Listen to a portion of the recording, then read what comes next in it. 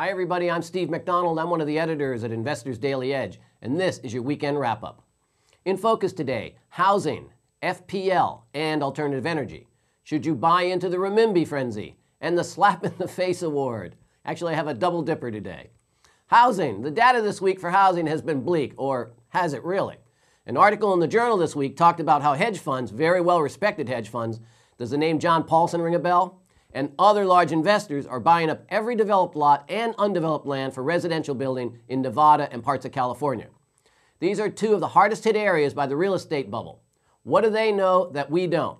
One is what I talked about a few months ago on this program. Buy the big home builders. Do it in 1/4 buys. This whole industry is bottoming or already bottomed. When the big dogs buy into something, it is usually a good sign. Not a guarantee, but a good sign that something is afoot. Time is the issue here. You're buying in early on a trend when the news is horrible, and it's been horrible. But as Warren Buffett says, I love it when the news is terrible. FPL and alternative energy is up next. Did you know that FPL, this used to be Florida Power and Light, is one of the biggest electric utilities in the nation, and they get 20% of their electricity that it sells in 28 states from solar and wind. I was stunned by that number. According to the CEO and chairman, the development of solar technology is now where wind was 10 years ago. That's a whole lot more ahead of the schedule that I've seen published. 20% of their power is huge, and it speaks volumes about alternative energy. Check out alternative energy stocks. The renminbi. With the Chinese central government's decision to allow the renminbi to inflate in value, many talking heads and columnists seem to think this is a huge investment opportunity. I disagree. By the way, I told you several months ago that this had to happen for import reasons. They had to inflate this currency. The amount of change in the value of the RMB that will be allowed by the Chinese is not a lot, and that means you might see little, if any, return on funds or ETFs that are supposed to earn returns for you on the change in the value. Be careful here. Currency changes are small and very drawn out. There are better places to put your money now. Take a look at the Sound Profits portfolio. Right now, just the portfolio I recommend has an average yield just in the dividend of between 5 and 6%, and we've got some good gains too. We've had lots of winners in the last year. By the way, did you know that the Chinese trade surplus has dropped from $298 billion in 2008 to $89 billion in May of 2010? That's a huge drop and an indication that the Chinese are getting hooked on imports. That's a big positive for the rest of the world. This week, I was going to give the slap in the face award to General McChrystal. Now, I'm a former professional Navy officer, a pilot, and I have to tell you something. You never criticize your commanding officer, never mind the commander-in-chief, and especially when you're on tape. By God, these people had to be on drugs. Actually, they were drinking.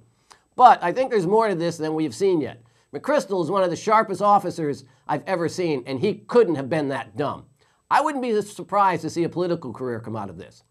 Everybody remembers the movie with Jimmy Stewart, the man who shot Liberty Valance. Well, this might be the man who took a shot at Barack Obama. Let's see how it turns out. Okay, so the Slap in the Face Award instead goes to, ta-da, the Department of Energy, which was formed by Jimmy Carter in 1977 to get us off our dependence on foreign oil. 1977. What happened, guys? Now they're involved in everything but getting us off of foreign oil. This is unbelievable. Anyway, this gets better. They issue guaranteed loans to clean energy companies, obviously people who are in the clean energy business. One in particular is called Solyndra, S-O-L-Y-N-D-R-A. They got, I hope you're sitting down, $535 million guaranteed loan from the Department of Energy. This is a company that builds solar panels in the shape of cylinders, which is supposed to make their installation more affordable, therefore, but the solar panel market has basically collapsed, so oops, there goes the advantage. Anyway, this company just pulled out of a $300 million stock offering that was described by their own auditors as weak financially and having substantial doubt about the viability of the company. But not to worry, Solyndra has applied for another $469 million guaranteed loan from the Department of Energy. You can't fool those guys at Energy, can you? So now the Department of Energy has to figure out if it will back them, Solyndra, again, and keep them in business, or say no and take a $535 million loss. But wait, there's yet another layer to this story. Here's another $465 million guaranteed loan to Tesla. This is the electric car manufacturer. They had the little sports car that could go 120 miles an hour and that could travel 300 miles on a charge. They too have a stock offering coming up, and the street thinks it's a dog. So much so that the Department of Energy is requiring the officers of Tesla to hold 65% of the stock that they'll receive until their new sedan model, which, by the way, they claim gets 300 miles to a charge, but they haven't tested it anywhere but on a computer. So they can't sell their stock until this car is actually in production. Now, why do they have to require the officers to hold this stock if it's such a good deal? And why aren't they required to hold 100% of the stock? Aren't we guaranteeing 100% of the loan? Let's add it up, folks. This is fun. 535 million plus 469 million plus 465 million. That's $1.4 billion, not million, but $1 billion guaranteed by the U.S. taxpayers, and there's a very good chance we're going to lose all of it. Why do I feel like I just got hit in the face? Well done, Department of Energy. This loan program has been as successful as getting us off foreign oil.